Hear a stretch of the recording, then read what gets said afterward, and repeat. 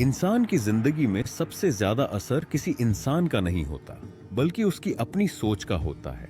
मनोविज्ञान कहता है कि हम दिन भर में हजारों विचार सोचते हैं, लेकिन उनमें से ज्यादातर हमने कभी चुने ही नहीं होते। वे विचार आदत बन चुके होते हैं।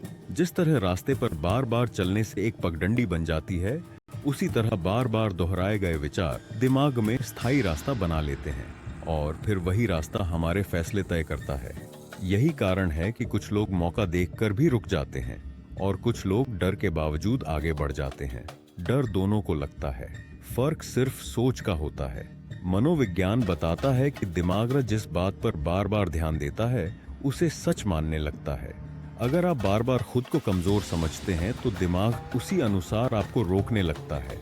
लेकिन अगर आप अपने विचारों को समझना शुरू कर दें तो वही दिमाग आपका सबसे बड़ा सहारा बन सकता है। सकारात्मक सोच कोई जादू नहीं है, यह दिमाग को नया जवाब सिखाने की प्रक्रिया है। जब मुश्किल आती है तो सवाल यह नहीं होता कि क्यों मेरे साथ, सवाल यह होता है अब मैं क्या कर सकता हूं।